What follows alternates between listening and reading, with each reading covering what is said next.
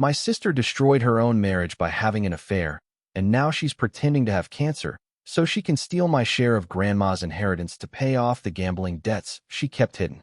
My sister spent 2 years pretending to die. I spent those same 2 years grieving for someone who was perfectly healthy, gambling away her marriage, and planning to steal every dollar our grandmother left behind. My name is Tyler Bennett. I'm 32 years old. I work as a civil engineer for a firm that designs water treatment systems. It's not flashy work, but it matters. Clean water, infrastructure, the kind of stuff that keeps cities running and nobody thinks about until it breaks. I've been married to Sabrina for 6 years. We have a house with a mortgage we can afford, a dog named Walter who is afraid of the vacuum cleaner, and a life that is small and honest and built on the simple principle that you don't take what isn't yours. That principle is the reason I'm writing this. Because my sister, Roxanne Bennett, doesn't share it. And it took me 32 years and one fake cancer diagnosis to figure that out. I need to start with our grandmother, Marlene. Because Marlene is the center of this, even though she's been gone for 3 years now. Marlene Bennett was the kind of woman who made you feel like you mattered just by looking at you. She lived in a 2-story brick house on a corner lot in a neighborhood that used to be farmland. She made pie crust from scratch. She kept a garden that produced more tomatoes than any human being could reasonably consume. She wrote birthday cards in cursive with a fountain pen and mailed them even when you lived 20 minutes away because she believed a card in the mail means someone was thinking of you before they saw you. She drove a 1997 Buick that she refused to replace because it still runs, and I'm not wasteful. She volunteered at the food bank every Thursday until her knees gave out, and then she volunteered at the front desk instead. She called me every Sunday at exactly 4 p.m. If I didn't answer, she'd leave a voicemail that always started with, "Hello, sweetheart, it's your grandmother," as if I had another one. She was the best person I've ever known, and I'm not saying that because she left me money. I'm saying it because it's true. Marlene passed away 3 years ago, peacefully, in her sleep, in the house she'd lived in for 41 years. She was 87. Her will was straightforward. Everything split equally between her 2 grandchildren, me and Roxanne. The house, the savings, a small investment account she'd been building since the 1990s. After the house was sold and everything was liquidated, each share came to roughly $170,000. Not life-changing money, but significant. The kind of money that could pay off a mortgage, fund a child's education, or give someone a genuine fresh start. The estate took time to settle. Legal process, tax filings, the usual bureaucracy of death. The lawyer handling things, a man named Whitfield who'd known Marlene for decades, told us it would take 12 to 18 months before distributions were finalized. That timeline is important. Remember it, because it was during that waiting period that Roxanne told us she had cancer. But before I get to the cancer, I need to tell you about the affair. And before I tell you about the affair, I need to tell you about Joel. Joel Bennett, Roxanne's ex-husband, was one of the most decent human beings I've ever met. He was a high school shop teacher who coached junior varsity basketball and spent his summers building furniture in his garage. He was quiet, steady, dependable, the kind of man who showed up early, stayed late, and never complained about either. He loved Roxanne in the obvious, uncomplicated way that good men love, with his whole chest, without reservation, and without ever imagining that the person he'd built a life with was dismantling it behind his back. They were married for 4 years. From the outside, it looked fine. Normal. Roxanne posted photos on social media, date nights, vacations, the curated highlight reel that everyone maintains. But Joel told me later, much later, that things had been off for at least 2 of those 4 years. Roxanne was distant, secretive with her phone. She'd disappear for hours and come back with explanations that were detailed in the way that only lies are detailed. Too many specifics, too many names, too much narrative for a trip to the grocery store. The affair was with a man named Derek Hollis, Joel's best friend since the 7th grade, the best man at their wedding, the guy who stood next to Joel in a rented tuxedo and watched him promise to love and protect Roxanne for the rest of his life, and then, 14 months later, started sleeping with her. Derek, who had a key to their house. Derek, who came over for Sunday football and ate the food Joel cooked and sat on the couch Joel built and looked Joel in the eye and lied with every breath. The betrayal wasn't just Roxanne's. It was a coordinated demolition of a man's life by the two people he trusted most in the world. Joel found out the way people always find out. A text message left open on a counter. He told me he stared at it for 11 minutes before his brain accepted what his eyes were reading. 11 minutes. Standing in his own kitchen, in the house he'd renovated with his own hands, reading messages between his wife and his best friend that left nothing to interpretation. He didn't yell. He didn't throw anything. He sat down at the kitchen table and waited for Roxanne to come home. And when she walked through the door, he said, "I know about Derek." Roxanne's response tells you everything you need to know about who she is. She didn't apologize. She didn't cry. She didn't try to explain. She said, "You were never emotionally available enough for me, Joel. I needed someone who actually saw me." She turned herself into the victim in under 10 seconds. It was surgical, practiced, like she'd rehearsed it in the shower. Joel filed for divorce the next week. Clean. No drama. No public battle. He took what was his and left what was hers, and walked away with the quiet dignity of a man who knew his worth even when the person who was supposed to know it had forgotten. Our family, Teresa and Victor, my parents, handled the divorce the way they handle everything involving Roxanne. They took her side, not loudly, not aggressively, but in the soft, insidious way that families enable their most broken members, by making excuses, shifting blame, and treating the victim like the problem. Teresa said things like, "Marriages are complicated, and we don't know what happened behind closed doors." Victor just shook his head and said, "It's between them." Joel stopped coming to family events. Nobody called him. Nobody checked on him. He just disappeared from our lives like a typo that got deleted. Joel deserved better. He deserved better than Roxanne, better than Derek, and better than a family that treated his departure like a scheduling change instead of a tragedy. I was the only one who reached out. I called Joel 2 weeks after the divorce was finalized and said, "I'm sorry. You didn't deserve this." He was quiet for a long time. Then he said, "There's more to this than the affair, Tyler. But it's not my story to tell yet. Just be careful with your sister." I didn't understand what he meant. Not then. I filed it away in the back of my mind and moved on. I wish I hadn't. I wish I'd sat down with Joel over a beer and asked him to explain. I wish I'd pushed past the awkwardness and the family loyalty and the voice in my head that said, "She's your sister. She wouldn't do something that bad." But I didn't. Because that's how people like Roxanne survive. They count on the fact that the people around them will choose comfort over curiosity. And I chose comfort. What I didn't know, what nobody knew except Joel and eventually me, was that the affair wasn't the only thing Roxanne had been hiding during her marriage. She'd been gambling. Not casually. Not recreationally. Compulsively. Online casinos, sports betting apps, poker sites. Anything that let her feed the addiction from her phone at 2 a.m. while Joel slept in the next room. She'd opened credit cards in her own name. She'd taken cash advances.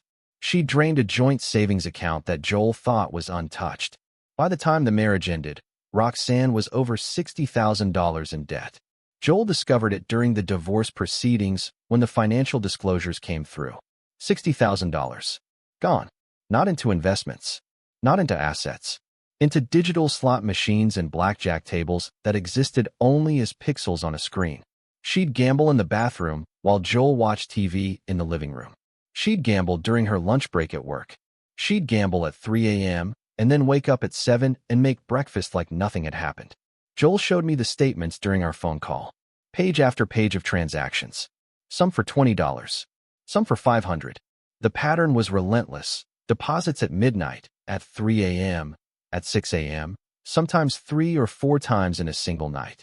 You could track her desperation by the timestamps.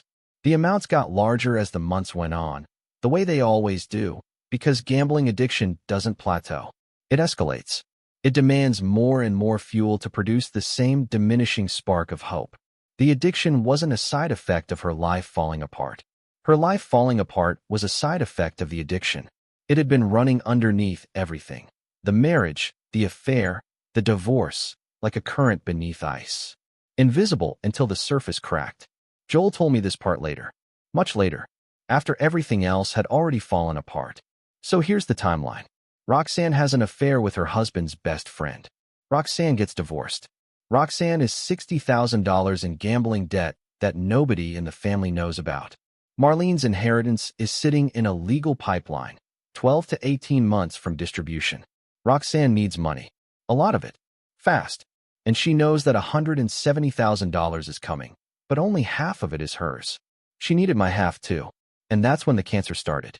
It began slowly, carefully, the way a good lie always begins, not with a headline, but with a whisper. Roxanne started looking tired at family dinners. She'd mention headaches. She'd push food around her plate and say she wasn't hungry. She lost weight, noticeable weight, the kind that makes people tilt their heads and ask, "Are you okay?" She wasn't losing it from cancer. She was losing it on purpose. Extreme calorie restriction. Overexercise. She was sculpting herself into the image of someone who was sick, and she was doing it with the discipline of an athlete preparing for competition. Then came the announcement. A family dinner at Teresa and Victor's house. Everyone around the table. Roxanne, looking thin and pale in exactly the way she designed herself to look, put down her fork and said, "I need to tell you all something. I've been diagnosed with cancer. Stage 2. They caught it, but it's going to be a fight." Teresa started sobbing immediately. Victor put his hand over his face. Sabrina grabbed my arm. I just sat there, staring at my sister, feeling the floor drop out from under me. My sister. Cancer. The word landed like a brick in the center of the table, and nobody could move around it. Roxanne had details. So many details. The type of cancer. She said it was lymphoma. The hospital where she was being treated. She named a real oncology center 2 hours away, far enough that nobody would casually drop by. The treatment plan, 6 rounds of chemotherapy, starting next month. She even cried. Real tears, or what looked like real tears. She said, "I'm scared, but I'm going to fight this." What I didn't know then, what I learned much later, was that Roxanne had spent weeks preparing for that moment. She joined online cancer support groups under a fake name. She'd read forums, watched documentaries, studied the language and the timeline and the side effects of chemotherapy with the focus of someone writing a thesis. She knew what questions people would ask. She knew what symptoms to fake. She knew when to look brave and when to look broken. She had studied cancer the way a con artist studies a mark, not to understand it, but to perform it. A month after the announcement, she shaved her head. She said it was preemptive, the chemo's going to take it anyway, so I'd rather do it on my terms. Teresa went with her. They made it a whole event. Photos, tears, a social media post that got 400 likes and 100 comments from people saying, "Stay strong, and you've got this." Roxanne bought wigs. She bought scarves. She bought the costume of a cancer patient, and she wore it every single day like she was getting paid for the performance. And the family responded exactly the way she knew they would. Teresa became Roxanne's full-time caretaker, cooking her meals, driving her to appointments that Roxanne would attend alone, telling Teresa to wait in the car because it's easier if I go in by myself. She wasn't going to appointments. She was sitting in coffee shops for 2 hours and then coming back to the car looking exhausted and saying, "Today was rough." Victor started slipping Roxanne cash, hundreds at a time. For prescriptions, he'd say. For supplements. For whatever Roxanne told him she needed. She took that money and fed it directly into online casinos. Every dollar. Her father's retirement money, given in love, converted into digital chips on a screen. I did my part too. I'm not exempt from this. I believed her. Completely. Without question. Because why would you question something like that? Who fakes cancer? Who shaves their head and starves themselves and lies to their parents' faces about dying? The answer, I've learned, is someone who is desperate enough and empty enough to see other people's love as a resource to be extracted rather than a gift to be honored. Sabrina took it the hardest. She's a nurse. She works in a pediatric ward. She sees real sickness every day, and the idea that someone she loved was fighting cancer activated every caregiving instinct she had. She organized a meal schedule for Roxanne. She researched treatment options. She bought books about supporting a loved one through chemotherapy. She even joined an online support group for family members of cancer patients, where she'd post updates about Roxanne's progress and receive encouragement from strangers who were going through real pain with real sick family members. When I think about what Roxanne did, the thing that makes me angriest isn't the money. It's Sabrina in that support group, sharing fake hope alongside people carrying real heartbreak and not knowing the difference. I sent Roxanne money. Not as much as Victor, but enough. A few hundred here, 1,000 there. I rearranged my work schedule to be available for her. Sabrina cooked meals and drove them to Roxanne's apartment. We prayed for her. Sabrina and I would lie in bed at night and she'd cry and say, "What if she doesn't make it?"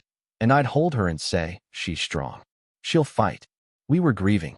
Actively, daily, grieving for a person who was perfectly healthy and spending our sympathy like currency.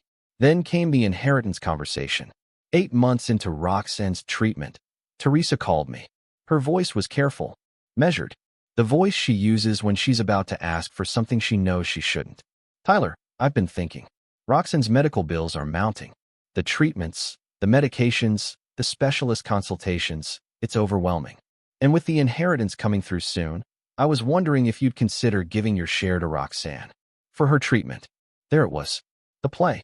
The entire reason for the shaved head and the weight loss and the fake appointments and the tears at the dinner table. This was the endgame. This was always the endgame. Roxanne didn't want sympathy. She wanted $170,000. My $170,000. Marlene's money. Left equally, intentionally, to both of us by a woman who loved us the same. And Roxanne wanted all of it. I told Teresa I needed time to think about it. She said she understood. But her tone said something different. Her tone said she'd already decided what the right answer was, and anything other than yes would be a betrayal. I went home that night and sat in my living room, and something didn't feel right. Not the request itself. If Roxanne truly had cancer, I would have given her every cent without hesitation. It was something else. Something I'd been pushing down for months. A collection of small inconsistencies that individually meant nothing, but together formed a shape I couldn't ignore. Roxanne never let anyone come to her appointments. Not once. She always went alone. She never had visible side effects beyond the weight loss and the shaved head. No nausea that anyone witnessed. No fatigue that couldn't be explained by not eating. No bruising. No mouth sores. Nothing. She talked about her treatment in generalities. It was tough today, or the doctors are hopeful, but never in specifics. No drug names. No skin results she'd share. No paperwork lying around. And she looked thin, yes. But she didn't look sick. There's a difference. Thin is a choice. Sick is a condition. And Roxanne looked like someone who had chosen to look a certain way, not someone whose body was betraying her. I hated myself for thinking it. I lay awake that night feeling like the worst brother in the world for even entertaining the possibility that my sister was lying about having cancer. What kind of person suspects that? What kind of brother questions something like this? The kind who's right. I didn't confront Roxanne. Not yet. I did something quieter. I called the oncology center she'd named, the one 2 hours away where she was supposedly receiving treatment. I didn't ask about Roxanne specifically. I knew they couldn't share patient information. I asked a general question about their chemotherapy scheduling process. The woman on the phone was helpful.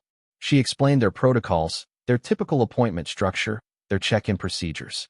Then I asked, casually, whether patients typically came alone or with family. She said most patients brought someone. She said they strongly encouraged it, actually, because of the physical effects of treatment. She said it would be unusual for a patient receiving 6 rounds of chemotherapy to attend every single session alone. Unusual. Not impossible, but unusual. That phone call opened a door I couldn't close. I started paying attention in ways I hadn't before. I noticed that Roxanne's treatment days never fell on a consistent schedule. They moved around based on her social plans, which isn't how chemotherapy works. I noticed she'd post on social media during times she was supposedly at the hospital. I noticed that when I asked specific questions about her treatment, what's the drug called? Or what did the latest scan show? She'd deflect with emotion. I don't want to talk about it, Tyler. It's too hard. Emotion as a shield. Vulnerability as a weapon. 2 weeks after Teresa's phone call, I drove to Roxanne's apartment. She wasn't home. I told her I was coming to drop off a care package Sabrina had made. Soup, crackers, tea, the things you bring someone who's fighting for their life. I had a key because she'd given me 1 month ago in case of emergency. I let myself in. I told myself I was just dropping off the bag. But I wasn't. I was looking. Her apartment was clean. Normal. On the bathroom counter, there was a wig on a styrofoam head and 3 scarves hanging from a hook. Next to the wig, right next to it, like she hadn't even tried to hide it, was a receipt. A printed transaction confirmation from an online casino. Dated 4 days ago. $375. I stood in that bathroom for a long time. I don't know how long. The receipt was in my hand, and the wig was staring at me from its styrofoam head, and the world was rearranging itself around a truth I'd been afraid to look at directly. My hands were shaking. Not from anger. That came later. From the vertigo of realizing that the ground you've been standing on for 2 years was never solid. It was stage flooring, plywood painted to look like marble. And underneath it was nothing but empty space and the echo of a lie that had been running so long it had its own heartbeat. I took a photo of the receipt. I put it back exactly where I found it. I left the care package on the kitchen counter. I walked out. I sat in my car in her parking lot and called Joel. He picked up on the second ring, like he'd been waiting for this call for months. "Joel," I said, "tell me everything." And he did. The gambling, the $60,000 in debt, the credit cards, the joint savings account she'd emptied, the bank statements he'd found during the divorce that showed hundreds of transactions to online gambling platforms over an 18-month period. He told me he'd tried to warn me. That phone call after the divorce. "Be careful with your sister." That was his attempt. He said he'd wanted to tell me directly, but felt it wasn't his place. He said he regretted that now. "Does she have cancer, Tyler?" he asked. The question was gentle, almost apologetic, like he already knew the answer and was sorry I had to hear it. "No," I said. "I don't think she does." "I'm sorry," he said. And he meant it. Joel, the man my sister cheated on with his own best friend, the man my family had erased from their lives without a second thought, was the one saying sorry to me. I didn't tell Teresa. I didn't tell Victor. Not yet. I needed proof. Real proof. Not a casino receipt and a gut feeling, but something undeniable. Something that would survive the hurricane of denial that my mother would unleash the moment I accused her daughter of faking cancer. I hired a private investigator. His name doesn't matter. What matters is what he found in less than 2 weeks. Roxanne had no records at the oncology center she'd named. None. No patient file. No appointment history. No billing records. She had never been there. She had never been treated anywhere. There was no diagnosis. No oncologist. No chemotherapy. No cancer. Nothing. The investigator said, in his 20 years of work, he'd never seen anything like it. He'd handled infidelity cases, fraud cases, missing persons. But a woman faking cancer to steal an inheritance from her own brother? He said he had to double-check his own findings because he didn't want to believe them. A complete fabrication, built from Google searches and support group vocabulary and a commitment to deception that bordered on sociopathic. The investigator also pulled her financial records. The gambling debt wasn't $60,000 anymore. It was over 90. She'd continued gambling throughout the entire cancer performance. Every dollar Victor gave her for prescriptions. Every dollar I sent for supplements. Every dollar anyone donated to her recovery went straight into the same digital void that had swallowed her marriage and her integrity. I sat with this information for 3 days. I didn't eat much. I didn't sleep much. Sabrina knew something was wrong, but didn't push. She just stayed close, made coffee, sat next to me on the couch, and read her book and let me exist inside the wreckage of what I'd learned without demanding that I narrate it before I was ready. On the 4th day, I called a family meeting. I told Teresa it was important. I told her I needed everyone there. She assumed it was about the inheritance. She was right, just not in the way she expected. The meeting was at my parents' house. Teresa, Victor, Roxanne, me, and Sabrina. Roxanne arrived in a headscarf. Thin, pale, still performing. She hugged Teresa at the door and said, "Today was a good day. I actually kept my breakfast down."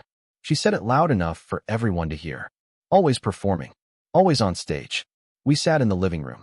Teresa served coffee. Victor sat in his recliner. Roxanne curled up on the couch with a blanket over her legs. Another prop, another piece of the costume. I didn't build to it. I didn't soften the landing. I placed a folder on the coffee table and said, "Roxanne doesn't have cancer."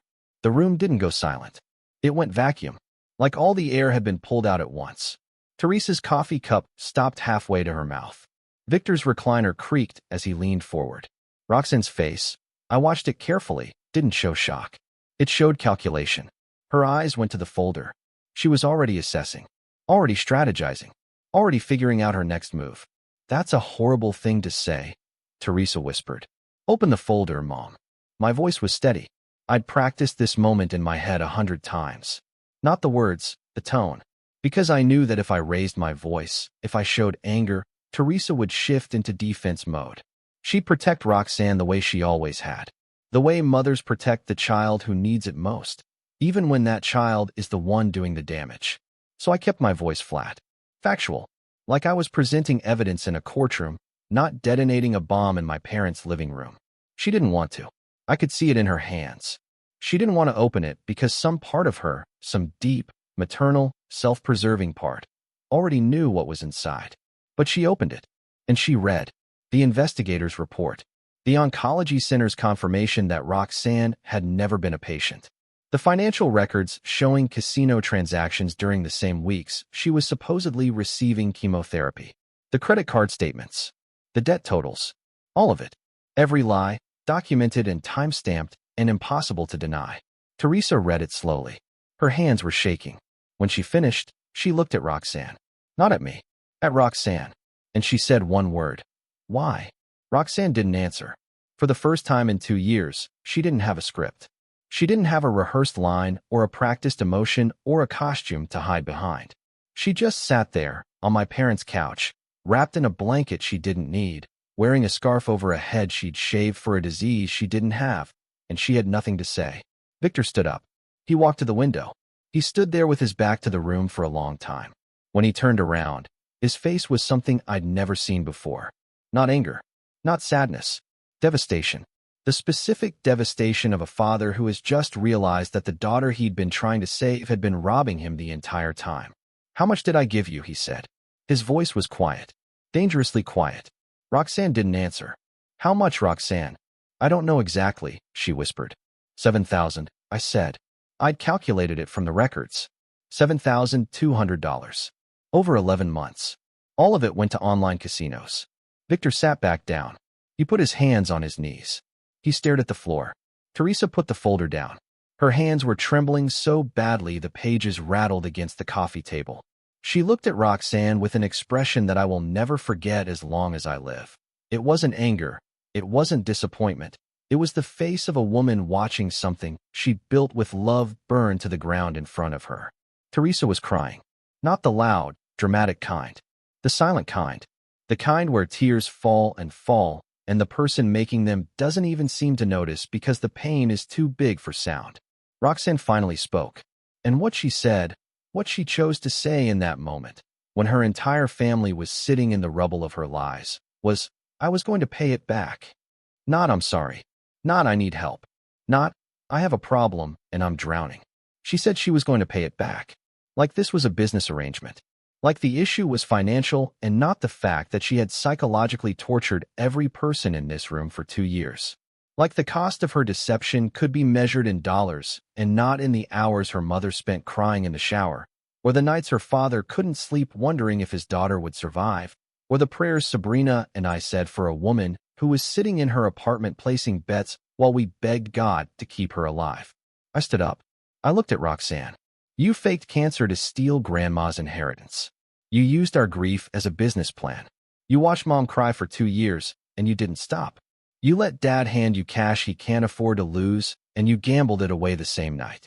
And right now, sitting in this room, the best you can offer is, I was going to pay it back. She looked at me. For a split second, something real crossed her face. Something underneath the performance. It might have been shame. It might have been fear. It vanished before I could name it. The inheritance stays as Marlene intended, I said. Equal shares. I'm not giving you mine. And if you try to contest it, the investigator's report goes to the lawyer, the family, and anyone else who needs to see it. I picked up the folder. Sabrina stood up beside me. We walked to the door. Teresa called my name. I stopped. Tyler, please, Mom, I said. I love you. But I just spent 2 years mourning my sister. I need time to figure out who she actually is. Teresa was standing in the doorway as we walked to the car. She didn't call out again. She just stood there, framed by the porch light, looking 10 years older than she had that morning. Victor wasn't behind her. I could see through the window that he was still in his recliner, still staring at the floor. Roxanne was somewhere in the house, invisible, which is ironic because she'd spent 2 years making sure she was the center of everyone's attention. We left. Sabrina drove. Sabrina didn't speak for the first 5 minutes. She just drove. both hands on the wheel, eyes on the road. Jaw set in that way she has when she's processing something too big for words. Then, at a red light, she turned to me and said, she sat in that support group chat. She read those messages from people whose mothers and husbands and children were actually dying. And she typed back, stay strong, like she was one of them. Her voice cracked on the last word. I reached over and took her hand. She held it the rest of the way home.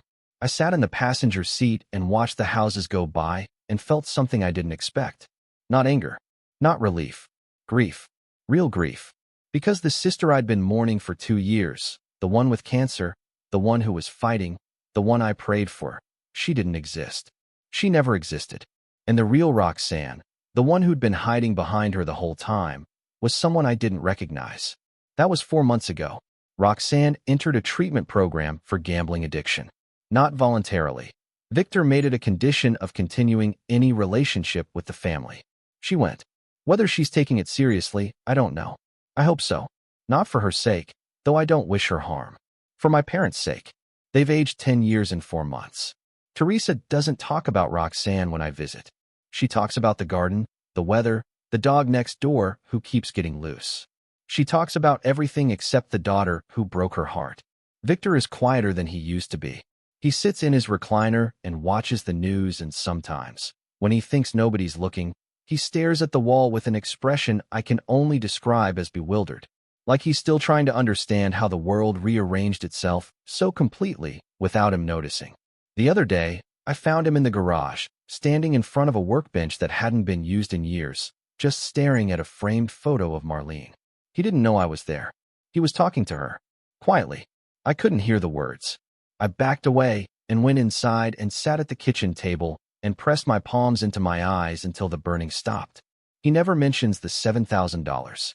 I think he's decided it's the cost of a lesson he wishes he didn't need to learn. Joel called me last week. We talk now. Not often, but enough. He's doing well. He's seeing someone new. A woman who teaches 2nd grade and apparently laughs at all his terrible jokes. He told me he started building furniture again. A dining table for his new apartment. Oak. Hand-finished. He sent me a photo, and it was beautiful. The kind of thing that takes patience and care and the belief that something worth making is worth making well. It reminded me of the man I'd known before Roxanne dismantled him. He sounds lighter. Freer. Like a man who's finally stepped out of a building he didn't realize was on fire until he felt the fresh air. Marlene's inheritance was distributed last month. Equal shares. Exactly as she intended. $170,000 to me. $170,000 to Roxanne. What Roxanne does with hers is her business. I suspect the gambling debts will consume most of it. I suspect she'll be back to zero within a year. But that's her path. Not mine. Marlene's will set equal. Not conditional. Not to the grandchild who deserves it more. Equal. Because Marlene believed in fairness even when fairness wasn't reciprocated. I'm honoring that, even though part of me wanted to contest Roxanne's share. I'm honoring it because Marlene would have wanted me to. And because the day I start making decisions based on Roxanne's behavior is the day I become someone Marlene wouldn't recognize. My share sits in a savings account. Sabrina and I haven't decided what to do with it yet. We've talked about paying off the mortgage. We've talked about starting a college fund for the kids we hope to have someday. We've talked about donating a portion to the Cancer Research Foundation that Marlene supported for years, because real people are fighting real battles, and the money should go where the fight is honest. Sabrina suggested it. She said, if Roxanne won't honor what real patients go through, we will. That's my wife. Finding meaning in the wreckage. Building something good on top of something broken. I think about Marlene a lot. I think about what she said to me once, near the end, when her mind was still sharp, but her body was starting to slow. She held my hand and said, Tyler, love your sister, but don't trust her with anything you can't afford to lose. I thought she was being dramatic. I thought it was the kind of thing old people say when they've lived long enough to see patterns that younger eyes miss. She wasn't being dramatic. She was being precise. 87 years of watching people had given Marlene a radar that the rest of us hadn't developed yet. She'd seen the way Roxanne's eyes changed when money was mentioned. She'd noticed the small lies, the kind that other people dismiss as exaggeration or personality, and she'd tracked them over decades the way a meteorologist tracks pressure systems. She knew the storm was coming. She just didn't know when. She saw Roxanne clearly, from a distance that only 87 years of living can provide. And she tried to warn me. I wish I'd listened sooner. But I'm listening now. Every Sunday at 4 p.m., I sit on the porch with a cup of coffee. Marlene's old time. I don't call anyone. Nobody calls me. I just sit there and think about a woman who loved both her grandchildren equally, but saw one of them clearly. And I try to hear her voice in the silence, the way you hear someone who's gone, but never really left. I didn't lose my sister. I just finally met her. And I'm still deciding what to do with the introduction. She faked dying to steal what was mine. I let her keep her life and kept my grandmother's love where it was meant to go.